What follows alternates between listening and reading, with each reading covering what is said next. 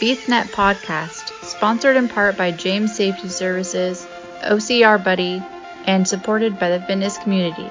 Here we discuss all things fitness related, running, rucking, mental health and preparedness, and of course, obstacle course racing. Welcome to the BeastNet. We don't bite hard. Hey everybody, Mike with BeastNet here, and on this episode I have with me Amanda. You've been on the show a few times, right? I believe with me. I think like 2 or 3, maybe. I think you've been with me. You've been with Don too, right? Yeah, I've done 2 with him. Because you guys have done the Sober Spartans. Yep, we did one with the Sober Spartans, and then we did another one to talk about the Fayetteville Ultra from 2022. Nice. You like my picture? Oh my gosh, that is a fantastic picture. How have I not seen that? That's awesome. I don't know. I posted it a couple times. That was one of the ones because I always had the flag for like probably 70% of the time I've been with you on the races with you guys because I'm not used to the other stuff yet. I think I only did one lap where I wasn't the pony. I was one of the ropes, whatever. Even though every time the pony, I still think of, I don't know if you ever looked that up, the whole, what is it, Richard Simmons or whatever doing, I'm a pony. But yes. I think I have you to thank for I think I sent it to you. Yeah. So when Henry was up there doing it, I just kept thinking in my head of him like, I'm a pony. And I'm like, oh, Jesus. So, yeah, that's where my messed up brain goes. Well, yeah, so since I'm always behind you guys, I've got a couple of these from that event. And then I have one, there's another one that I did at when we did the Ultra that I got from behind everyone because I had my NO on the world's toughest. You're not supposed to have your, it was in my pocket the whole time. But it was like, I took my camera. There you go. You took your camera. My camera had a phone function. It's always a way around it. There is. But I'm a safety guy. I know how to bend rules. But, You have to. Yeah. We have a little bit of flexibility. You have people on course that might need a little extra attention. And especially with a lot of stuff that we have, I kind of felt like having the phone wasn't a bad idea. Yeah. So we have some interesting things that we deal with sometimes on course that others don't, which, I've said it on a couple of episodes now to other people. My entire love of and everything of Spartan and Tough Mudder was gone. I'll be completely honest. This year was gone. No desire, no nothing. Didn't want to do any of them, but I'm like, I'll race with the team.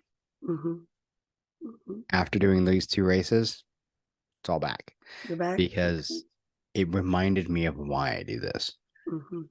It isn't about being the best out there. It isn't about whatever. It's about making sure that others get through it.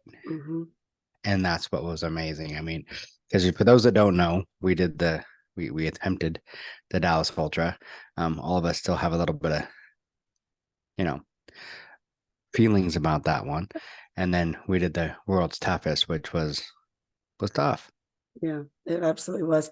I was kind of bummed that I didn't make it down to Dallas for the Ultra with y'all, but there was no way I was missing Worlds. I missed it last year due to just some stuff when Erica went down and did Worlds. There was no way I was going to miss this year. No way. But I was the same. I will say, I think the team has brought a lot of fire back for a lot of folks, myself included, where, it's easy to get caught up in everything. And like, I know I was caught up in I got to compete and do, age group and try to podium and blah, blah, blah, blah, blah. And after a while, it just got lonely. And I was kind of like, what am I doing? And I think 2020, the whole shutdown, as sad as it was for so many reasons, was kind of like a reset that I just was like, I need people. I need the right people. I need the right reason. And I think that's the hardest part is the right people.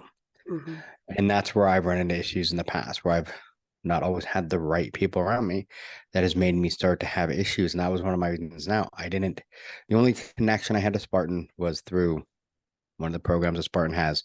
And the person running it, me and him did not get along. And the relationship soured really quickly. And when that relationship soured, my entire feeling of Spartans soured with it. And you run into that sometimes where, your relationship with someone within a group sours, and it sours your entire feeling for the whole group and everything. And that was kind of the problem that I ran into.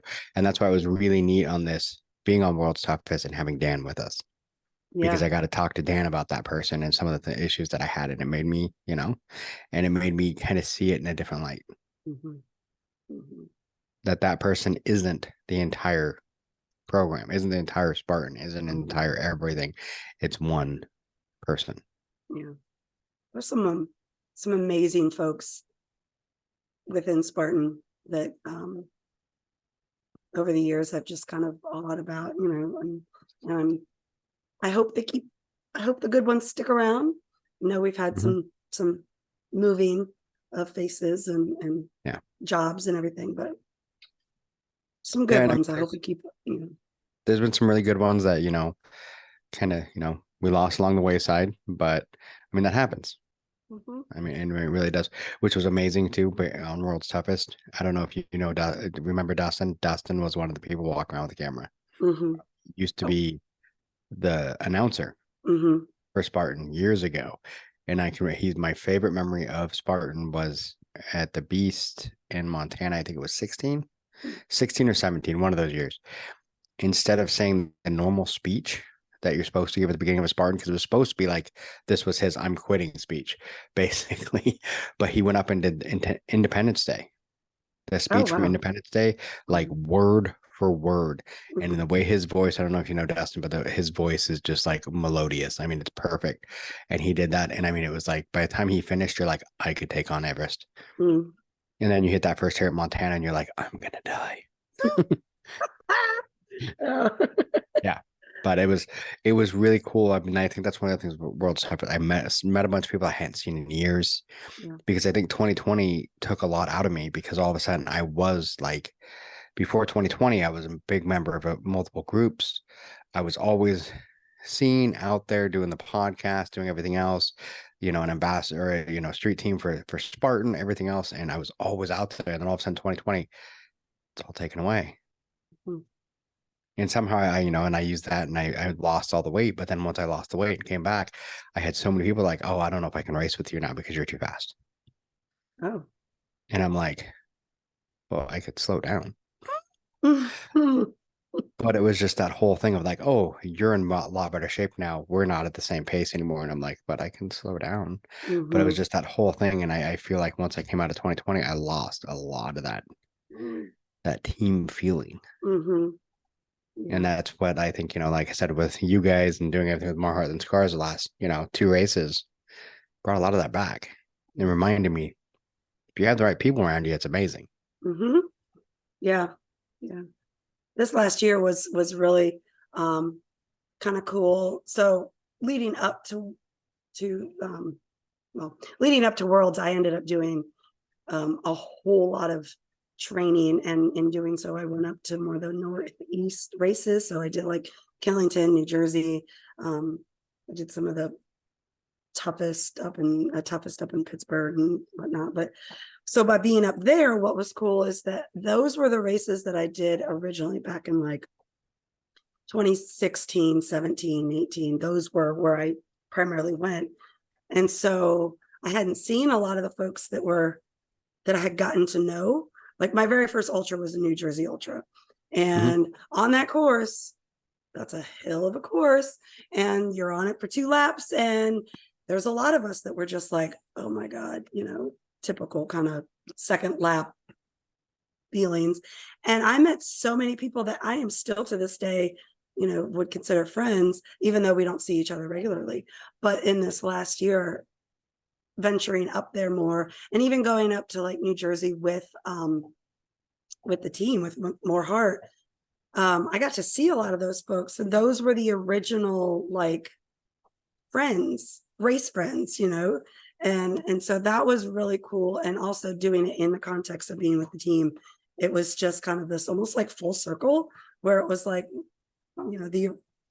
before I tried to sport a red headband, I just tried to get to the finish line, and Mhm. you know, on the mountains, and met some amazing people. And now I am in no way, shape, or form trying to compete, but I'm just trying to get someone else to the finish line. And it's just, I don't know, it was kind of cool this last year seeing kind of everyone, I felt like, from And that's a long awesome. time ago and now. So And see, for me, for whatever reason, even like the friends that I normally see that were at races, I haven't seen any of them.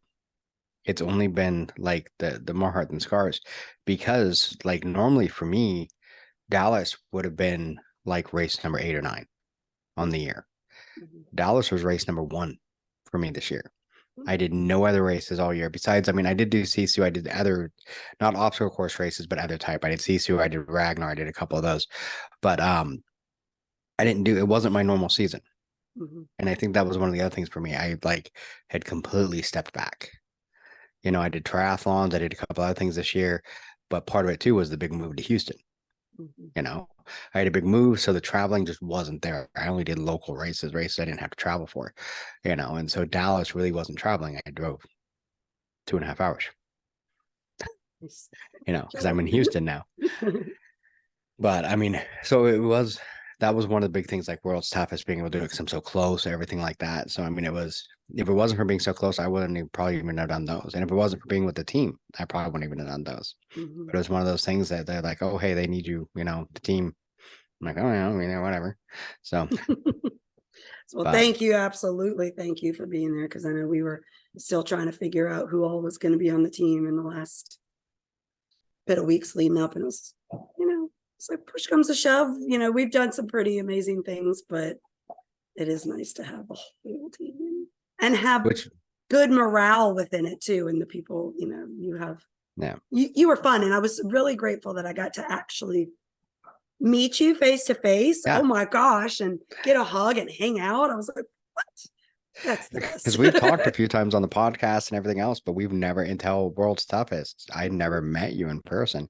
And there was a lot like that. I'd met Tegan, Mhm. um, because she came up with Nicole a year ago Okay. and did Seattle. So I'd met Tegan then. And other than that, I met most of them for the first time at the Ultra. Mhm. I'd met Joey last year at Dallas for a couple minutes. We had dinner the night before, but I did the race with another friend, you know, not with the team that last year in Dallas. So, I mean, I really hadn't met anybody until the Ultra. And even the Ultra, I didn't really meet. I mean, Joey wasn't with us on the Ultra. He was on the next day on the Super and the Sprint. But so it was really neat for me to meet everybody and Mhm. in person rather than just this, you Mhm. know. Mhm. Yeah. So to give hugs and everything else and all that, and to really experience what it is. I mean, I don't think anyone completely understands what running with more heart than scars means. Mm. You know, I mean, it's all about the athlete. I mean, you give up yourself to the athlete. It is all about them. What Mhm. they need, what you need to do for the team to help them. And it's like I kept telling Joey, I mean, whatever you need me to do. I mean, I like I said, I carried the flag for most of it because I don't have the experience. You know, Mhm. I did do one lap as on ropes. Um, and I think it was actually by accident. I picked up the rope because somebody else was doing something and then just, I think okay, I you guess I got the rope. I think you grabbed it from me a couple times. Like, I guess I got the rope and I had it for a lap. And then a couple of times I think I did grab it from you to help for a minute. But Yeah. that was kind of the thing that was really neat. By the time we finished the 30 miles, there was a lot of that where it was Mhm. just kind of like no words being said, but all of a sudden Yeah. I've got your rope and I'm taking care of it for a minute. And then, Mhm. you know, we're just passing back and forth. And I mean, you get into that, you gel as a team Yeah. and you just do what needs to be done. Yeah. And, you know, we get, you know, do everything as a team. And I mean, that's what was amazing to me, I think, by the end. Yeah. By the end of it, the way we were all gelling as a team and just doing it. Mhm. And like I said, it was all about Marla and getting her. Yeah. Getting her that 25 Yeah, and plus. the look on her face when she got to 25. Yeah, Oh gosh, yeah, her the tears of joy and just she was so, oh my gosh, it was a really emotional. And there's actually a photograph of her, um and I don't even know, I don't recall the picture being taken, but someone got it. It was just she and I both kind of geeking out right as she got her bib. And it means so much to just be in that bubble of joy. Yeah. You know? Well, and I think that's what was weird, that there's so many pictures that I keep randomly coming across of us, doing that, because there were so many people. And I think that's what was amazing at World's Toughest. So many people that were just cheering us on, really not cheering Marla on. We just happened to be in that bubble, like you said, Right. cheering her on, getting pictures with her, and we just, we were there, so we were in the pictures. So there's a bunch of them that I keep finding. Oh, The awesome. weirdest one for me, I keep thinking, that was when they did the national anthem. That was still the creepiest thing. But that was great, turning around and seeing. All of a sudden, yeah, I'm like holding it up, and then all of a sudden, everyone turns to me, and I'm like, "Wait, oh no, Oh, it's me." I've got the flag." Uh-oh. Yeah, no, that was great. My There arm was was that. shaking by the end of that, though. I will tell you, Yeah. my arms were shaking. I'm like, I can't do this anymore. But yeah, You didn't let on, so that was good. that's good. That's good. So, yeah, that was it. Whenever I've been with an athlete, um, it's really amazing to see. Everyone kind of reacts differently. Some, they're just getting used to trusting other people. Some are so used to it they might boss us around. And it was interesting because I had not met Marla prior to Worlds, and I wasn't quite sure how it was going to go. I genuinely because I didn't know what her capabilities were physically, or what her temperament would even be like, or her tolerance for like pain, or there's so many different things that go into what you need to be mindful of. But like you said, we fell into such a groove. Like the first lap, where with the sprint lap, so we go out and we're just running for the most part for the first lap, and we're also feeling out the terrain and everything. Yeah. Even with that, I felt like we were already starting, because like Joey and I have done, so I'll be horse, which is in the very front pulling the wheelchair. He's a brake, and he and I have done that together with a handful of athletes. But like I said, some have a different tolerance for like the bumpiness and things like that. Yeah. Getting to know what Marla can tolerate, it got to the point where I was just using hand signals. I didn't even have to call anything out. I could tell them what the terrain looked like or where I was going. And everyone just kind of synced in, fell right into it. And Marla was just along for the ride, and it was great. I mean, she had her funny jokes here and there about, things we would do, but for the most part, it was, it just really gelled. And so I knew after that first lap, I'm going to say, not that it would be easy by any means, but I felt way more confident after that first lap, and just feeling, the natural kind of flow of things. So, yeah. And I agree. It was great. I mean, that first lap, we went, kind of busted through it.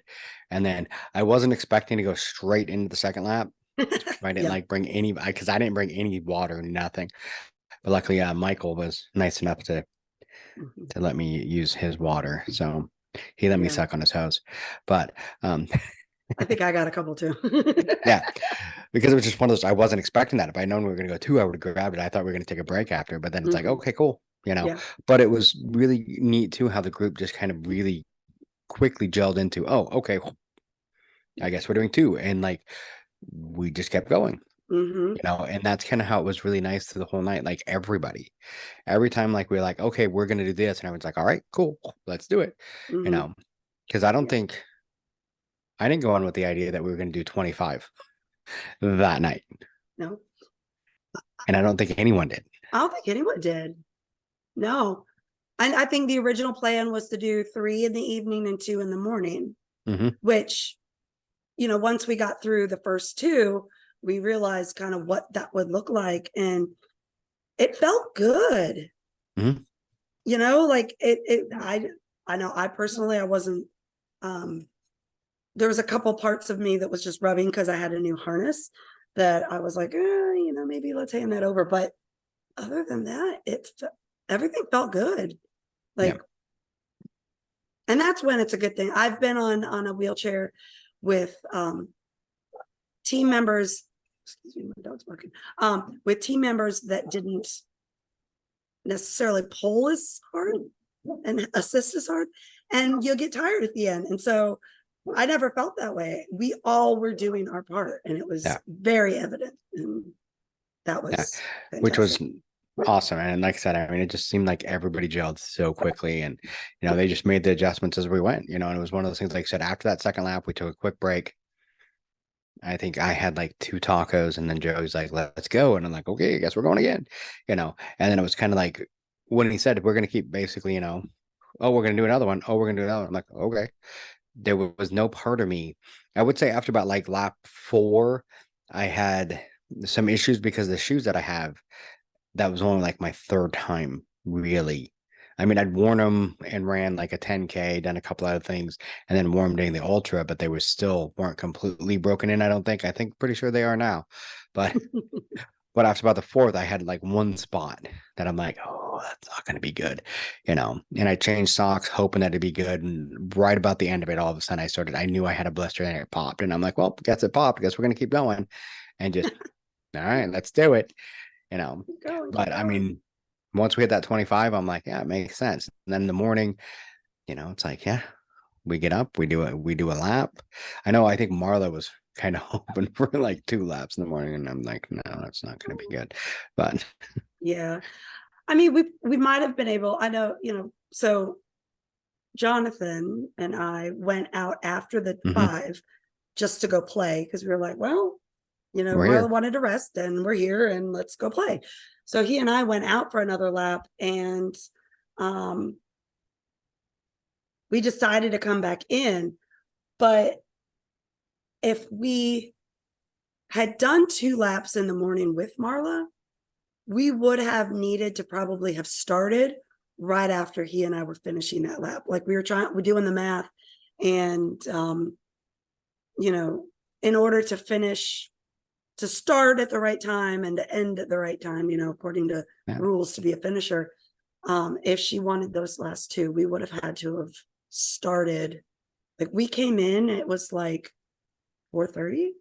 Yeah, I want to say we would. And I have think had that's to what have started everyone then. was. Yeah, everyone was worried about. They were like, we go for 2, and we start too late, we're gonna have problems, because by the time we'd have to start, you have to start. For those that don't know, you have to do at least 1 lap after that starts after 7 a.m. So if we start too early, we're going to be before that 7 a.m., which means we have to do that second lap. But if we start too late, you get back in without enough time to do that last lap after 7.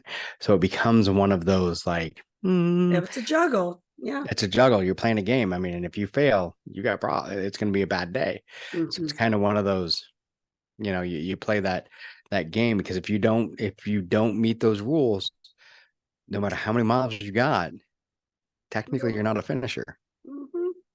Yep. God, that's so funny. Yeah. So, and that was kind of one of the things that they were debating. It was Dan, Joey, and pretty much Marla, where I'm just out of it, like looking around going, whatever you decide, I'm here. Yeah. Yeah, pretty much. Yeah. But and that's when it was kind of like, they're like, yeah, we don't want to take the chance of not being a finisher. And her original goal was 15 miles. We doubled that. Doubled it. Yeah. And then I think the hard part is after, was it probably lap 3, when pretty much the entire course was wet. Yeah. It didn't matter where you were. It got sloppy. Yeah. Real sloppy. And it got colder. And I know that with that cool air and dampness, her arthritis was getting worse. When we were doing Everest, one of the times she did it, I went up to the top to try to help grip her hand. The angels were up there willing to help, and that was fantastic. But by just grabbing her hand, Sure, it was really bothering her arthritis. Her thumb, I don't know if you saw, I mean, it's Yeah, I did. right. And Yeah. so I went up there to help her grab it. And even knowing where to grab, it was really difficult to grab. And so I knew that that was like her pain level was going up. Yeah. And she was so stoic with everything. So, you know, we were getting, you know, we were kind of sliding around in the slop, and she's starting to hurt. And it's that moment where, you know, or moments where you're like, oh, what are we doing? Do we have to go for another one? But you know, we did it, and that was really rad. And it was great. I mean, that last lap was amazing though, because I mean, it was in the daylight. Everyone could see, everyone was cheering her. I mean, how many people came up to her, even like, you know, once we went back into the pits and were like, you're an inspiration. There was one lady that was there that said something about, I guess one of the people that were pitting for them was in a wheelchair, and said, after watching you do that, they have hope. Yep.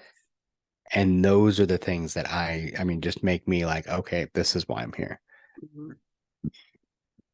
Yeah. You know, it's like next year I was talking to a friend and they're like, you should do World's Toughest Mudder, but actually run it next year. And I'm like, I don't think I want to.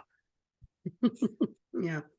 I mean, for me, I mean, doing what we did this year is way more rewarding. Even if I thought I had a chance at podium, that would be more rewarding to me, would be to help, you know, someone like Marla. Yeah. Yeah. The tears of joy and the sincere gratitude that just kind of oozes off of her and other athletes when they're, you know, crossing the finish line is really, it doesn't get old. I'll put it that way. It doesn't get old. And I mean, even someone like, and this is kind of going back, and I had mentioned this earlier, the Fayetteville 2022 Ultra, where Erica did she did the Spartan Ultra, and we got her through it and yada yada. But even someone like her who's been racing for years, the joy that she had when she realized, oh wait, we actually finished and we're crossing the finish line, and just the sheer excitement and giddiness and awe that she had, and just, you know, sitting back, and all I could do was just like applaud her. And I'm looking at her and I'm like, this is fantastic. You know, somebody actually leaned over to me at some point and was like, why are you applauding her? Y'all are part of the team. And I was like, because if it weren't for her, I wouldn't be here. Yeah. You know, and oh, okay, you know, but she even with all of her experience was still so grateful and, you know, excited. And so I really hope Marla gets, you know, has that opportunity to do that. And she was talking about doing Fayetteville next year. I don't know if that's secret or not. But I don't think it's a secret. It's revenge. We're all okay. I mean, for all of us that were there in Dallas, that's our revenge, because with how amazing World's Toughest felt, the Ultra was amazing in its own right, but at the same time was disappointing. Yeah. Because we couldn't finish. I mean, once we hit that, you know, the middle, whatever you call it, my brain just went dead. Transition. Transition. It's been a long day, but once we hit transition, I mean, one, we were all wrecked. That course was brutal, and then two, we just didn't have the time. There just wasn't time. We're like, there's no time to do this, you know, and that was the hardest part, is coming to that conclusion in your brain, like, we want to, our bodies are wrecked, but if we can, mentally and physically, it's going to be a push. But we're looking at the time hacks going, it's no way. You know, and that was very hard. That was very hard. So that's for a lot of us. That's what, you know, we want to go to Fayetteville, because it's redemption. Yeah. Getting her what we feel like we should have got her in Dallas. And it was rough for me, because that was my introduction to the team. My first time racing with the team was that race, and I'm like, you know, so went straight for the gusto on that one. Straight for the gusto, straight for an ultra. But you know, and I had the gear bag pretty much the whole time, and I'm like, good thing I've been rocking for a couple of years now, because I needed that. But yeah, but I mean, and it's just, but it was one of those things. Nobody in the team Me and James were in the back pretty much with the flags and the ruck. And then James got hurt, and I was up with the team and then say, hey, I'm going to back up a little bit so I can catch James, see how he is, talk to him for a minute, talk to him. And he's like, yeah, my knee's done. There's no way. And it's like, that was a tough one as well, because I'm like, I don't like to leave someone behind. But at the same time, he's like, I'm calling it at the next, and I'm done. And I knew we were already behind with Marla. So it's like, we just kind of got to go, and that was also one that made it really rough, was, basically saying, okay. And even though he's telling me to, at the same time, you're like, but then it kept ringing in my head.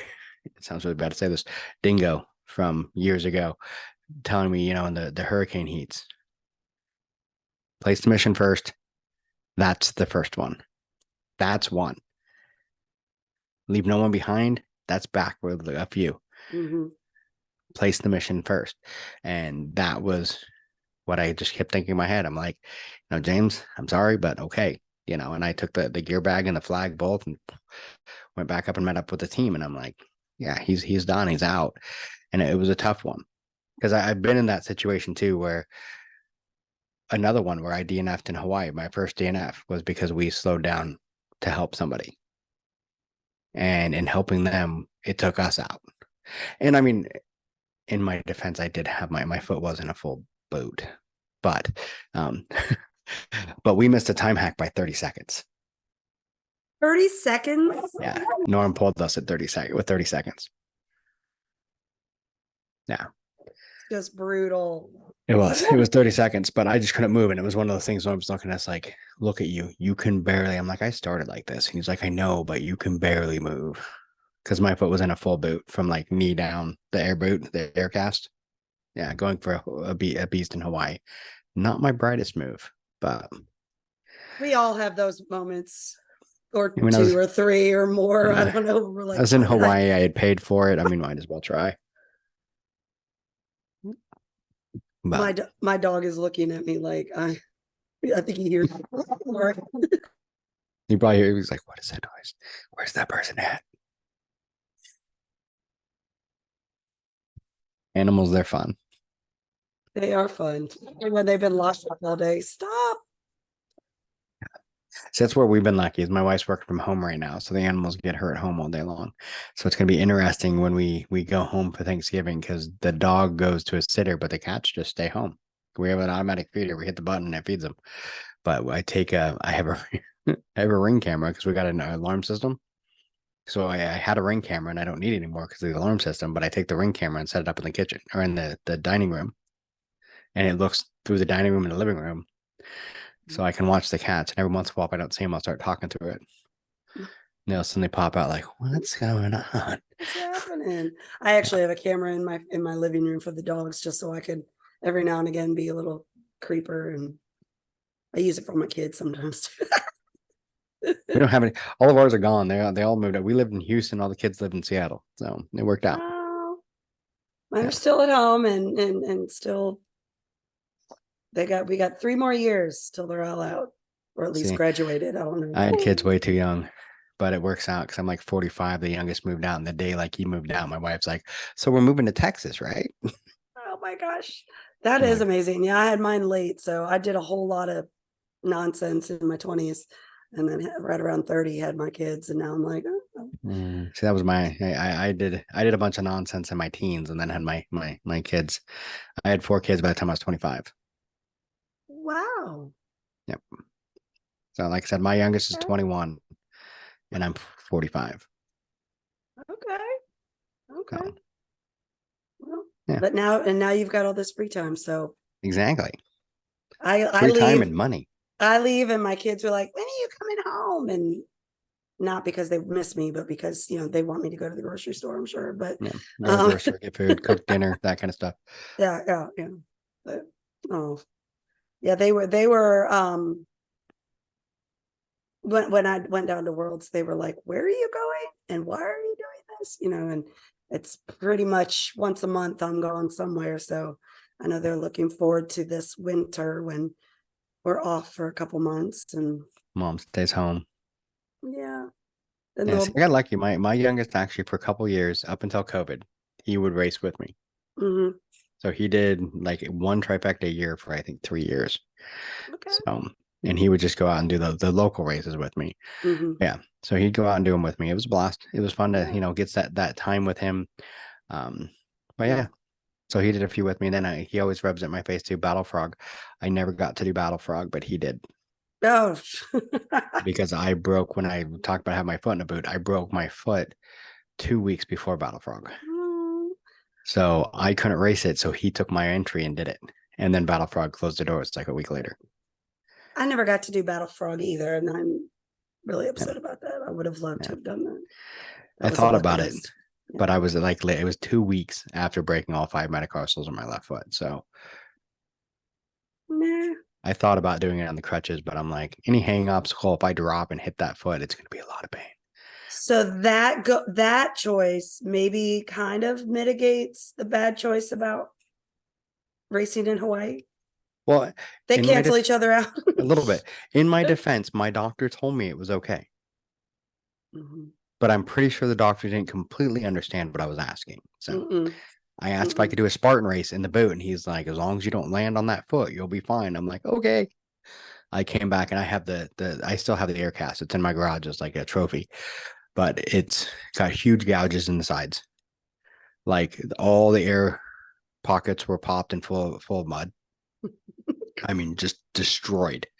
And when I came back to my doctor appointment, my orthopedist is like, I don't think I understood what you were asking because if it was this, I would have said no. And I'm like, too late now. It's been Because done. I attempted the beast and DNF'd, I think about my all 9 or 10, I think. And then I did the super the next morning. So, and I did finish the super. So, with the boot. But Okay. so yeah, I have a picture that shows like I have a walking stick with the boot and then, the metal hanging from it. I'm like, never do that again. So, Needs to be a canvas. it should be. It's one of those, like I said, I still have the boot. I still have the walking stick because I didn't have it. I couldn't find one before I left. And like the first race when we were going, some lady had two, and she's like, I only need one of these. Here, you can have this. Oh, good. And I'm like, okay. So Perfect. yeah, but the things we do. We But I think do. that's too why, I kind of love being able to help people do it because Mhm. it's, one of those things that it's such an amazing experience, especially when you have the people helping you. Mhm. When I did that one with my foot broken, I mean, I had a team with me that was, a little overly protective, kind of like Joey sometimes, but he means well. He does. He If you're does. listening to this, Joey, love you. Just had to say it, but a little overly. But I mean, made sure I was doing things correctly, wasn't hurting myself, was doing okay, was moving right, um, and I had that whole team with me. And then being able to do that with others, it's like I have so many memories, and all my best memories of Spartan races was helping somebody. Mhm. Mhm. 2016 Montana, we were the final racers to come in. We were the last ones. Hammond caught up to us, and my friend Stevie looked at him and said, you can do what you want, but you're not taking us off this mountain. And he looked at her and said, everyone behind you quit. Oh, So wow. let's go. And he stuck with us for the rest of the race, and it was one of those, one of my friends had rolled her ankle and was limping, and the other one had a hip issue. But we're like, okay, you guys want to keep going? They're like, yeah, let's keep going. And there was so many times looking going, like, you're perfectly healthy. You could just go. And I'm like, yeah, no, I can't. Mhm. No, No, no. yeah. No, we started this together. We're finishing this together, Yeah. and we were the final racers. I think it was over 12 hours on that mountain. Mm. It was Mm. brutal, Mm. but we finished it. But those are the memories that stick with you. And that's the one thing I think with Mar Heart and Scar is like this memory with Marla, that's going to stick with her. That's going to stick with me. Mhm. All the amazing things that we, the course, the team, Mhm. and having the team gel so well and everything else. And everyone like just kind of fell into their roles. Mhm. You Mhm. and Henry back and forth on the horse, Mhm. and then whoever was, holding the ropes, me, I kind of, in the back with the flag and whatever, took the ropes for a bit when all of a sudden you needed my help. But like I said, there was no communication. I mean, no verbal. No verbal. Yeah.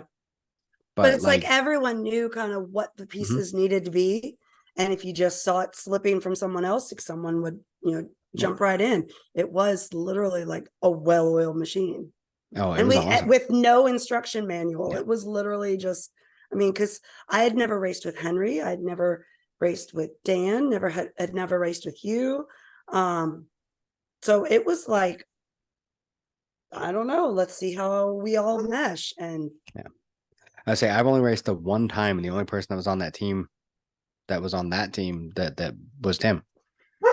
He's the only one I'd race with. I raced with him in Dallas, and that was it. So it was kind of one of those. The way it meshed was just awesome. So, and I couldn't imagine how well it was going to mesh. I mean, Joey just kind of, is the no better way to say it, but the ringleader, just keeping it all together, but not having to do a whole lot to keep it all together. Yeah.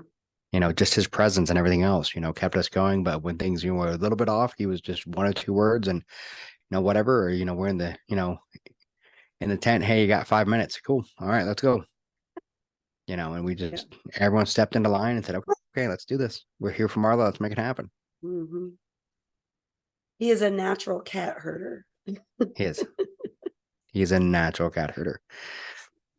He actually reminded me of that today when he had to herd me for something going on that I had forgotten about for an upcoming race.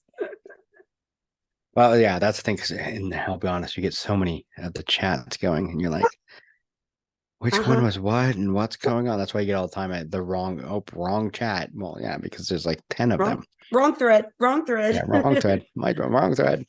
Yeah. But it's like he couldn't even like focus on. So I missed this last week when everyone went to Newberry, South Carolina.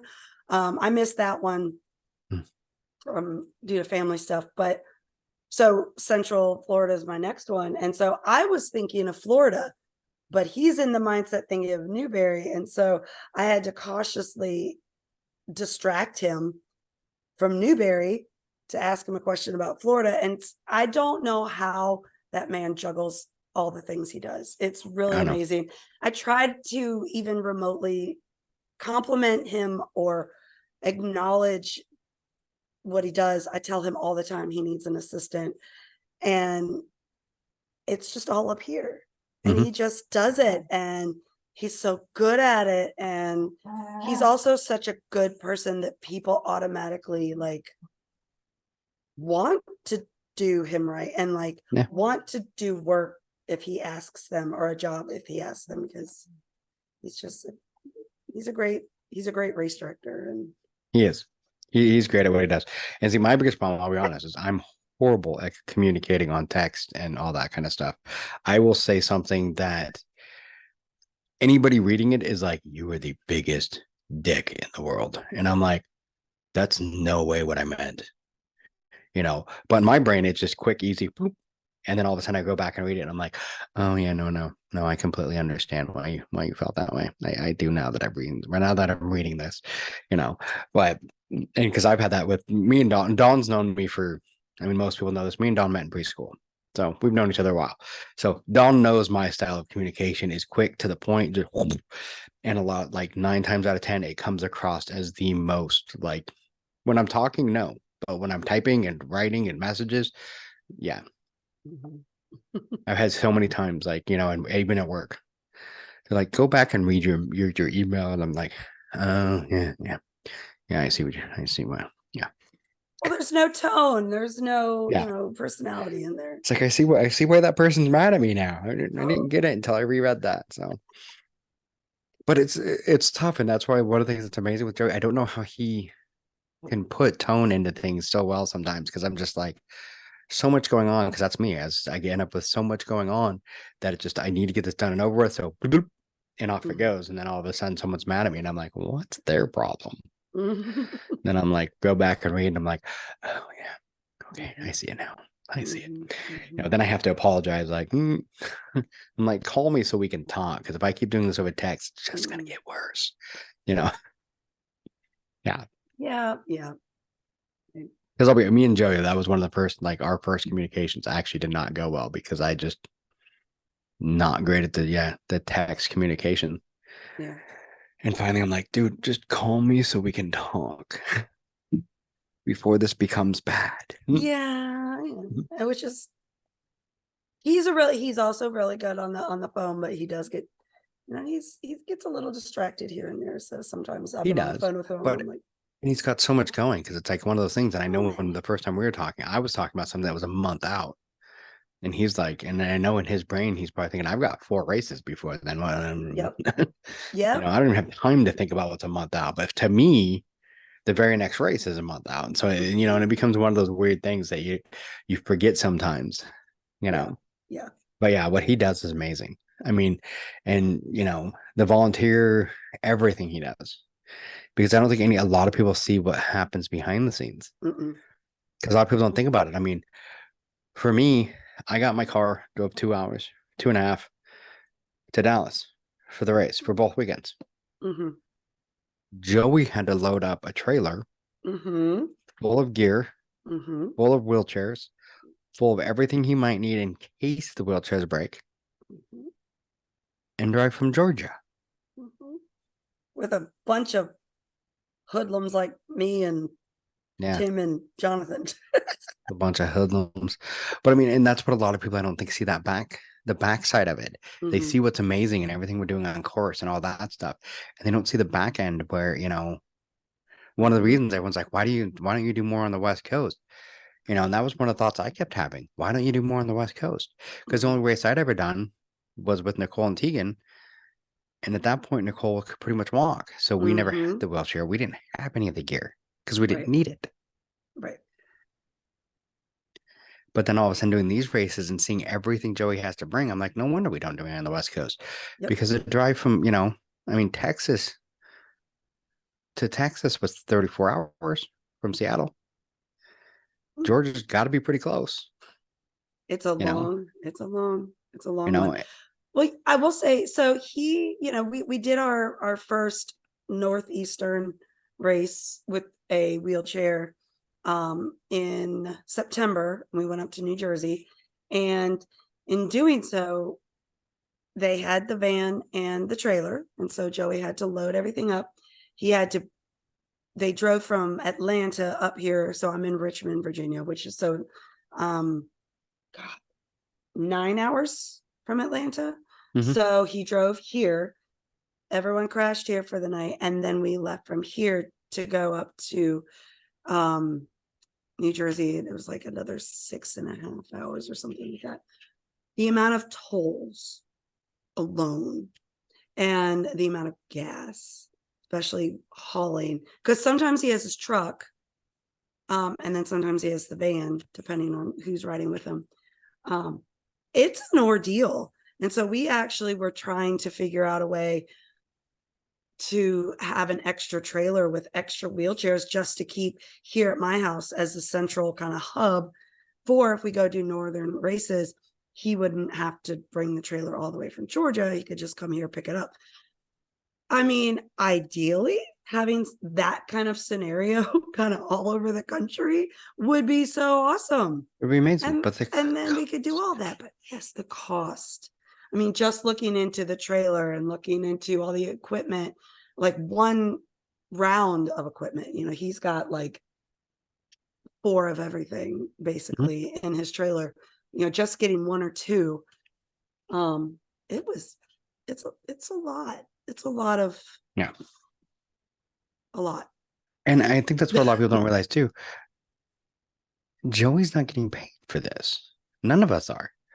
We pay our way. For me, like I said, it was just a 3-hour drive in a hotel room, bleh, whatever. I would have done that anyway. For Joey, it's like you said, the gas, the tolls. If that wheelchair breaks and he has to replace it, nobody's paying for it. Mhm. Joey is. I mean, More Heart Than Scars, yes, there are some donations that More Heart Than Scars gets, but I can guarantee you that it's not enough to cover the cost. A lot of that's coming out of Joey's pocket. A lot. There's a Yeah. lot that comes out of his pocket. And I think a lot of people don't realize, I mean, what he really gives to this team. Mhm. I Yeah. mean, his time, his energy, his sanity. Yeah. I'm not sure he Give has much of that left. Most of us don't, no. but you know, Gives up time with his wife. You know, he leaves his wife stays home often, Mhm. and he's gone almost every weekend, and you know that gets hard. You know, which and by the way, she was amazing as our pit crew. she Her is. and Savannah, right? Yes, Savannah. Mm-hmm. Yes, yeah. Yep, they're both They did amazing, huge and lifesavers. and Hobbit, the little bit that she helped, she was also helping Yeah, Tegan and Sherry, but yeah. Hobbit was over there helping too. But I mean, it's just amazing, like I said, to see this team and the just how much everyone gives. Like I said, most people don't. I think a lot of people don't think about the back end. They just see what they see, and I think they think that it's this big, huge organization that has all these donations and everything's paid for. No, not at all. Most of the stuff's coming out of pocket. Mm-hmm. Like I said, most of us are traveling on our own dime. Mm-hmm. That's why a lot of it, picking, everyone meeting at Joey's and driving down and all of that is to save cost in a Mm-hmm. lot of ways and all of that. It's like when I'm going to Florida, but I'm only doing the Beast because I'm flying back. I have to fly back Sunday morning, but like for hotel, I'm just staying in Dawn's. Like I'll sleep on your floor, whatever, dude. It's more there's a than lot rent. of air mattresses Mhm. and sleeping bags. I mean, one point in New Jersey, we got a condo that was right off the ski resort where the race is, and literally there was this little alcove kind of thing where it had a bed where a couple girls slept in the bed and then all the rest of us slept on the floor like around it, and you literally had to like step over people to get to the bathroom, but that was our little space, and that was just what we had to do to make sure we could all afford to get there and we all had space. And it's Yeah. It's like I told Joey, I think Houston is at March. And I'm like, if you have a team in Houston and everyone needs to come down, my house is about an hour, I think, from the venue. mhm. So, and I have a spare bedroom, a huge living room, and 3/4 of an acre. So, There have definitely been tents and hammocks outside some Airbnbs this yeah, last like I summer. said, so as long as everyone doesn't mind an hour drive, people can stay at my house. Yeah. My wife even knew. She was like, "Oh, so everyone's gonna stay here at Houston?" Before I even said it, I'm like, "Well, that's an option if they want it." So, but Yeah, I've definitely had a basement full of team members without my husband even knowing. My son didn't know, and he sleeps down there. He came out of his bedroom and was like, "Who are these people?" And I'm like, "Oh, they came in at 2:00 in the morning. They just yeah, let yeah. themselves in, and There's a bunch of homeless people down here. I don't know these people." Yeah, like I said, everyone, the team is welcome to come stay here for Houston, or whatever. You'll just have to deal with a couple cats and a dog. The dog's friendly though, so I love some the cats dogs. are the cats are kind of friendly, but you never know. One of them will cuddle and then bite you. You never know. Oh, so your next one's Central Florida, and then you're on break for a while. I am on break from at least OCR. I've just got some like local winter stuff I'm gonna do around here. But yep, Central Florida, we're doing the whole trifecta. Erica is now stateside. She flew in from Tanzania last week, 2 weeks ago. And she's gonna be here for a month or two. So she'll be in Central Florida. So I kind of just claimed her, and if she's on course, I'm her horse. So I'll be with her. But on Sunday, we're doing a really cool thing. It's a collaboration with Oscar Mike and the Florida VA, where we're gonna have, I want to say they have like 30 vets that are going to be out on course with us. So between all of the team members, we'll have somebody with kind of the spectrum of abilities. I believe we have one person that's actually in a wheelchair, and then we have walkers, we have joggers, people with PTSD, actual physical injuries, from the military. But anyway, that, and Joe DeCina is there. And last year we did the same thing, but it was a lot smaller of a group. Yeah. And it was so powerful. Just the wave, us leaving the corral was fantastic. Yeah. And see, that was one that I really wanted to be a part of, but it was kind of one of those things, like once I'd heard about it, I'd already set up just being there for the beast. Because I'm flying in Friday, I'm doing the beast, and then I fly back out Sunday because I haven't been at my job long enough to have enough vacation. And I'm taking vacation for the kids for a week between Christmas and New Year's to go hang out with the kids, since we just moved it to Houston. So it's one of those things I really wish. I mean, if I'd known, I might have tried to like get a later flight, but I'm just like, I'm kind of, And plus, it's my birthday. I know. Happy birthday. So, We'll and for celebrate, like, celebrate. it'll actually be the first time since me and my wife have been married that I have not spent my birthday with her. So that's why I want to make sure I get back early Sundays so that I can spend the day with her. So but That's it'll important. be, and it's gonna be fun. It's gonna be fun, just even the beast. So it's like I told Jerry, I'll be there for the beast. Whatever the team needs, I'm there. So you're gonna have to hold the flag up like this, almost like Statue of Liberty. Will they do the national anthem to me again? Yep. While they did that, through the swamp. You know about the swamp, right? I've heard about it. I did at Dallas. There was a little swamp, and so I practiced. I walked through that with the flag as high as I could take it, to make sure it didn't hit the water. This is a big swamp. So it was only maybe like 100 feet in Dallas. So, and it only got up to like waist high. So I just kind of sat there with the flag high enough that it didn't hit the water. I'll just put it this way: I don't like being short in situations like that. Yeah, but we're gonna have to fight alligators. I'm gonna crawl on top of Henry and just.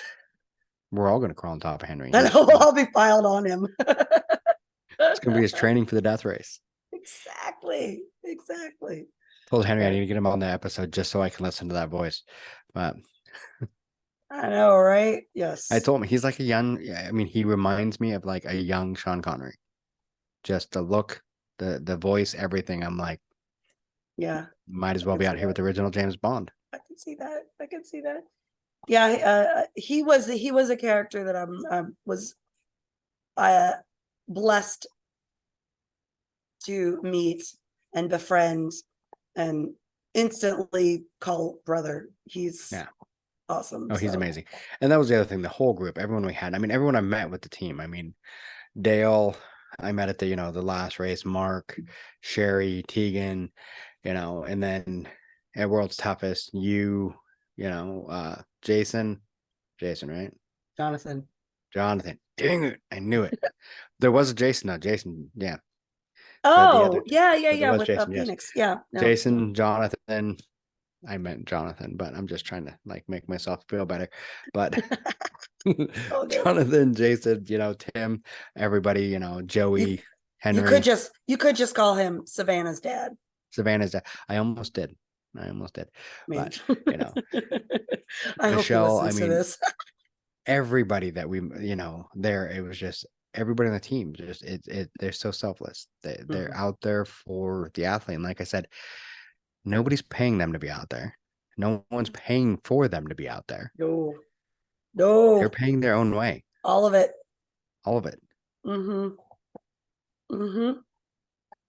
I purposefully don't keep track of how much it costs to race with the team. Yeah. Purposefully. I'm gonna have to do the same. Yeah. My husband has asked me a couple times and I'm like, I don't want to know. And neither do you. No. There's a couple other things I do besides that. Like I do the triathlons and stuff. Like, some dummy just signed up for an Ironman in April, but yeah, it's only a half. Okay. It's half Ironman. That's okay. So we'll see if that doesn't kill me. But the week after World's Toughest, there was our local like big marathon that happens here in the city. It's a pretty big. I mean, it's a qualifier race for a lot of the other marathons. But anyhow, it's a road race. I used to always do the half marathon kind of religiously. I gave it up when I found trail running. Long story short, I had no intention of doing it.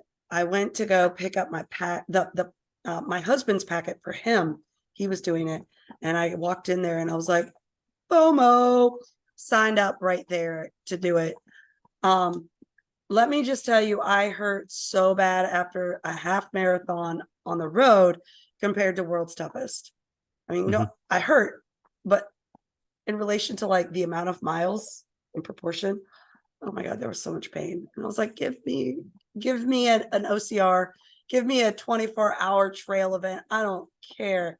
Just get me off the road. I was like, that has to be my last one. I can't, but especially a week after Worlds, I was like, oh yeah, the road, and that's one thing I've gotten. The trails, I love the trails so much more because it's so much nicer on my body. Because I ain't getting any younger. Oh.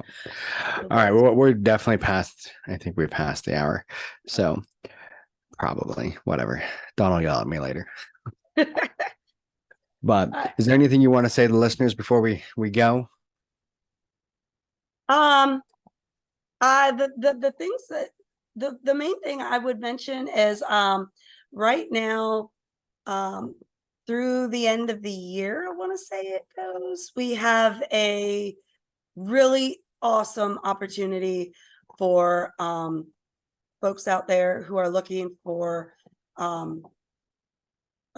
race codes and things like that. So you want to do an ultra and you look like a Spartan ultra and you see that it's 200, whatever it is now, $230. An arm and a leg. It's an arm and a leg. Yes. Oh, arm and a leg for sure. Maybe 2 legs. If you are able to go onto the More Heart Than Scars website and you donate to More Heart $100, you can get a race code that will pay for that ultra. So yes, it would cost you $100 for the ultra. That's really fantastic. And yes, it will go to help things like wheelchair maintenance, tolls for traveling, food for the athletes, because we do our best to make sure they're not paying for things. All of this stuff is expenses that, that we need to cover. So this is a great opportunity for anyone who wants to, either try out an ultra or even just try to get a group of friends together for a couple, for like a sprint, because those can get pricey when you start adding them up. Have each friend just donate $100 and Joey will get you all a code that you can race with, and it helps us and helps a fantastic charity. We are an official 501c3, so it's legit. Check out the website. I think there'll be a link for that. If there's not a, there'll be a link in the notes. There's also on BeastNet's Facebook page. I mean, yeah, there's links all over. You can find them, and if you can't, message me and I'll send it to you. Same here. Yeah, and More Heart is very active on social media too, so you can always message and just leave comments, whatever. But that's always great. And even if you don't want a code, donations are always awesome and welcome and tax deductible. I think I don't know. I think so. I think because it's a 501c, I think there's a tax deduction there. Yeah, I think there is, but that would be that's the big takeaway from this, is that we do all of this work because we love these folks. We want everyone to know they are more than their scars, that they are so much more, and they're able to do more than they were probably told at the moment of injury, or what their depression is telling them they can and can't do. We are able to do so much more, and we are bigger than our scars. So helping us get that message out is awesome, and would be always appreciated. Let your friends know. And it's one of those things too. And if you ever have problems, I mean, anybody at More Heart Than Scars, anything like that, like we said, it's not just the scars that you can see. It's not just people that are in wheelchairs. It's not just, the obvious ones. It's also the mental ones. It's the scars that you can't see. It's the scars that there's a lot of us that have internal issues, like not just mentally, but physically that you can't see, then, and is why it makes it, that's why you never judge the help that someone needs on a course or what they're doing on a course. We're there to help. We don't know. And I'll be honest, and not sound this in a bad way, but I don't care what they are. If you need help, you ask. Mm-hmm. And I will always help. Mm-hmm. I just talked to a good friend of mine, Dave, and he was talking about how he's like never gone over the walls. And I'm like, well, you're going to be in Central Florida. You're going over every wall. Mm-hmm. Stick with me. You'll go over. I will make sure you wall. get over every single one of those walls. Every wall. And that's what we do. Yeah. So, if you need anything, ever, anybody who's listening or watching, call us, message me. I mean, there's also phone numbers that you can call. What is 988 is the new 988 is the new and easy to remember. Oh my God. Helpline, suicide hotline. And if you just want to talk, even if you're not thinking of self-harm or suicide or anything, you're just in a dark place. Cool. That's like my good friend Dave. I mean, common man OCR. Every once in a while, he'll just be like, "Hey, do you want to record an episode?" Yes, I do. Let's talk. Because I know he needs to get something off his chest and he needs to talk. And that's what we're here for. Nice. I do want to share, and this is just personal, on Facebook. I'm Amanda Kelly, and anyone is welcome to inbox me if there's something heavy. Not only do I just care, I'm also a trained professional. I'm a psychiatric nurse practitioner. I'm not giving out meds, but I'm there for more than just a friendly gesture. And so I want people to know that inbox is open here. I know people message Joey all the time as well, or the charity even, but we are here. And if you're local to me here in Houston or whatever, and you need to go have a coffee, whatever, breakfast, lunch, whatever. Thanks for listening to the BeastNet podcast. If you haven't done it yet, find us on Facebook. Well, thank you, like Amanda. and share the podcast. And I will see you Give us soon. a review on iTunes or Spotify. All these things will help to expand the show in the future. Don't forget to subscribe and let us know what you think and what you'd like to hear.